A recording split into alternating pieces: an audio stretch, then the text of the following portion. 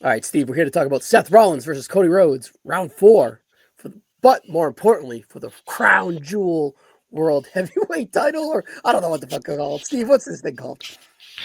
I think it was called the Crown Jewel Championship, and like There's a I ring or remember Cody something? getting I remember Cody getting a belt, but also, but he had like the ring on Yeah. TV, so I think that's what they're fighting for. So just another way really to get like the two main champions to face each other in a match with like really no stakes involved. I mentioned this when I did the women's with Richie, but I do like the old school Raw vs. SmackDown vibes here. And there is a little prestige to it, even though it doesn't really mean much. Not that I'm trying to say, but there are stakes, which always adds to it too. But I like the layer of Seth Rollins never defeating Cody Rhodes. I want to go into that. But first, this is the second inaugural Crown Jewel men's title for the ring, NBA title, whatever the fuck it is. Can you name last year's match? I believe it was Cody and Gunther. It was. It was. So it was not a hard trivia question, but I wanted to see if it would jog your memory or if it was so meaningless that it kind of dissipated from your mind. But all right, so this is more of an interesting matchup than the stakes. Let's put it that way. They alluded to in this feud that in 2022, when Cody returned to the company, he defeated Seth Rollins 3 times in a row. The score is 3-0, and they've done a good job of building Seth up this year, of having the year of Seth Rollins in a way, turning him heel to start the year, continue the CM Punk feud, win at WrestleMania, the heel turn, align him with Paul Heyman, the vision, all of that, the swerve at SummerSlam, all this kind of Seth Rollins equity. And not that that equity is vulnerable, but whatever. But I do think it would be a little damaging to build all this up and have Cody Rhodes defeat him again. I think the story is telling us that Cody Rhodes shall be defeated at Crown Jewel. Do you think the time now is the right time for Seth Rollins to finally dethrone Cody Rhodes in their rivalry? I probably think so. I mean, I like that they've been reading back into the history, like you said, talking about the 3 matches they had in 2022, and technically, I mean, if you want to go back even further, back in the mid 2010s when Cody and Seth had their battles in the tag team ranks with when Cody and Goldust against the Shield, which I think saw Cody and Goldust get the better end on those matches as well. So if anyone really is, Seth's Achilles heel, it's Cody. And I think one of the other interesting things is that when you look at the both guys, you see a clear path going right now for Seth, where it's like probably it's going to be obviously him and Punk somewhere down the line for the title. He's got this thing with the Vision and all that, and Cody really doesn't have much else going on at this point. He doesn't really have a top challenger. He had the one off, at WrestlePalooza with Drew, but it just feels like since since he won the belt back at SummerSlam, that Cody's almost been in kind of cruise control. That's the Whereas, perfect way to put it, because I would hate yeah, to call him cold because he's your WWE title. He's had a great run since coming back to the company, but this is probably the lowest buzz wise he's been. Is that the kind of vibe you're trying to say? yeah, and that's not a knock on him. It's just that you know, Circumstances, right? Yeah. yeah. I mean, when you look at SmackDown, there's they have named guys, but you know again, just it's like who's at that point where they want to have feud with Cody for the title. Whereas, like I said, on Raw, you have Seth, who's the champion. He's got Punk. He's got Jay, L.A. Knight, and these other guys. Um, so I think to your point about Seth having been built so strongly this year, um, to have him lose to Cody, I think would really. I don't think it would kill him completely, but it would definitely. I think it would stun his momentum a little bit. Um, His going, projection, going knowing who knows what that projection could be. right. I do like that wrinkle of Paul Heyman, like kind of saying, "Hey, people would be disappointed in you, and people wouldn't, not, would be unsure of your vision, so to speak, right? In a way." So there's that layer there. Paul and Seth is not instant oatmeal with me from a like chemistry standpoint. Let's put it that way. I feel that it's a little forced. Do you kind of get that sentiment when you feel them on screen? A little. I mean, And is that it's purposeful? It is that purposeful. I mean, possibly. I think it's just I think they knew that since Roman was going to be is now going to be a face, they wanted to kind of get Paul away from him just because Paul's such a great heat magnet.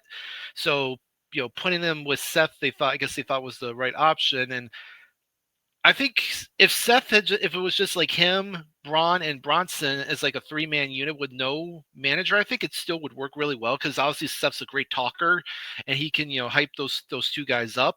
Um, so I feel like Paul's just now this kind of like extra window dressing that's almost like you can argue is not necessary. Um, Even though he does provide a little bit of extra heat for Seth. Though I think he also gets a lot of that right now as well with Becky. So it's like Seth's adding all these layers onto himself to get himself get all this heat. Meanwhile, the crowd's still singing along with his theme song. So you know, Yeah, it's like I don't know. It's an interesting dynamic. The whole thing. they're half in or half out with it in a way, right? That's which is a little weird in my opinion. I don't know if like if he's is that heel turn for the long run? Are they using Seth as a vehicle to kind of get Breaker over with Heyman? And they kind of felt like, maybe this isn't. Paul maybe feels that this doesn't have the upside that a Brock or a Roman did, and that the money is in Breaker. So maybe Paul politically backstage didn't want to go all the way in with Seth. And then when Becky's involved, it is a little weird. I think last night was one of the first times on a handful of times where you saw Paul, Becky, and Seth together on screen. So I ever thought that we saw all four. I don't think Becky's in the vision, but of course with the mixed tag last month, there was a little on screen issue where Paul was away, but of course, because of Paris, he was away. But there was a little on screen issue where they never really had Heyman with Becky and Heyman with the Bronze. And I don't know, with Becky and all that. It was kind of like a mixed bag of unsureness. You think that was by design or what? May have been by design because I mean let's not forget at WrestlePalooza, Paul actually came out to introduce Brock before his match with Cena. So maybe they're teasing something there where maybe depending on how on what Brock's his future is, maybe about possibly putting Paul back with him to kind of get him away from Seth. So it's an interesting dynamic of what they got going on right now with Seth and this little group he has. No doubt. My gut is telling me it's not going to last much longer. And that now much longer could be WrestleMania 42, right? And that could be for someone else, that could be a long run. But a year for a Paul Heyman group I don't know, it doesn't feel right. I feel that they think the money's is in Braun Breaker, not Bronson Reed. But Bronson Reed has outkicked his coverage 100%. All right, let's talk about Cody Rhodes. I never got that him turning heel was a thing. I always thought that was fake, right? And that never really felt like it had any juice. Where are you with him as a top babyface? Is he the guy still? I know that we were down on him, but I think he's the guy of the future. I just think that I don't know if he needs to pivot. I just think he needs more focus. Honestly, I think there's a John Cena problem for him where it's kind of John Cena's time and Cody is like taking a respectful back seat to John. But I think that on-screen wise is kind of hampering him as a star power wise. Yeah, I would probably agree. I mean, you look at 2024 in his first run, it was pretty much all about him, and he ran with that. He ran with that ball, and did a great job with it. But yeah, since they started doing this, I mean, the Cena retirement. I mean, they had Cena turn heel, beat Cody at WrestleMania. Cody kind of took a step back a bit, then came back and won the belt back at SummerSlam, and now he's kind of again back, like I said, on cruise control. I mean, I honestly would not be surprised at this point because I'm sure this, most people probably thinking this is going to be the main event of the show. I actually would not be surprised entirely if this was the opener and Cena and AJ was the main event, just because again of the I would be surprised by that, Steve. Yeah, yeah. I would. I mean, even though you've got the card has two Aussies on it, Rhea and Bronson. Mm, So, but yeah, it just seems like again, it's like I think they've lost a bit too with Kevin Owens going down earlier in the yeah, year. Who knows what he would be doing at this point. I think right now from what I'm just seeing, and I don't watch the week to week, but from what I'm possibly seeing, I would not be surprised if they're maybe angling for a potential Orton heel turn, and then have him feud with Cody, which I think would Always, completely revive, would juice yeah. Cody back up a bit, because they got all that history with those two together. Um, and the Yeah. possibility of Orton wanting to get one more title run for himself as well. So They always kind of hint at that too, Steve, right? If it's him staring at the title in a backstage segment, if it's him faking the punt at Crown Jewel, or not Crown Jewel, King of the Ring, whatever, the Night of Champions. It's hard to keep up. Last time they were in Saudi, even though they're not in Saudi now, but this is a no. Saudi pay-per-view for the Saudi ring, and who knows, right? There's a lot of moving parts here, Steve. And a lot of those moving parts kind of might be hampering to Cody as well, too, right? So, all right. I feel that they're trying extra hard with Seth, and they're not really trying with Cody. But Cody still feels like the bigger star in my eyes. And I still think that there's a chance that Cody wins this match, but ultimately I feel that Seth should win this match. And my prediction is Seth will win this match. Yeah, I agree. I mean, there is a world where Cody does go back to back in essence. I mean, if you think about it, between the two like champion matches, he's the only one from last year that's got it, that still has a belt. Like obviously last year was Gunther, and then obviously with the women, last year was Nia and Liv, Nia and Liv, and this year it's Tiffany and Stephanie.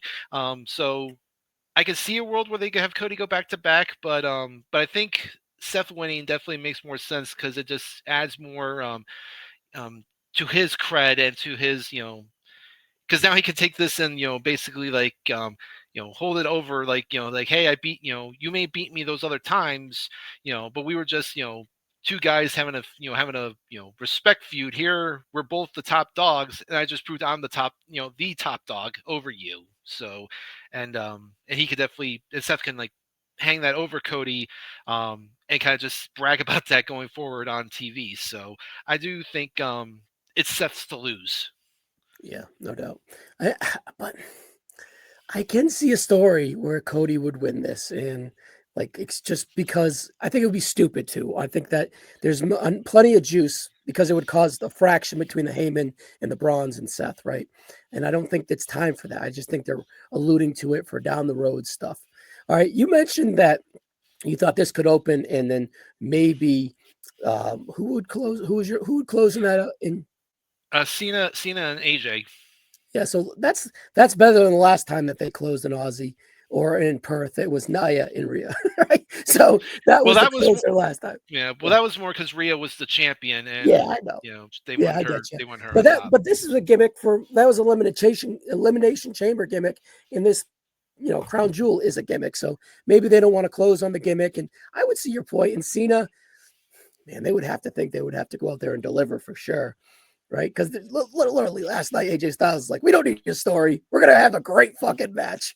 I was like, oh, okay, Steve. Okay. Right. So, all right. So I think we're on the same page here. And I think that this is, we mentioned Cody, last point here. We mentioned Cody being cold a little. I think a great performance and a great match versus Seth Rollins will go a long way to kind of heating him back up.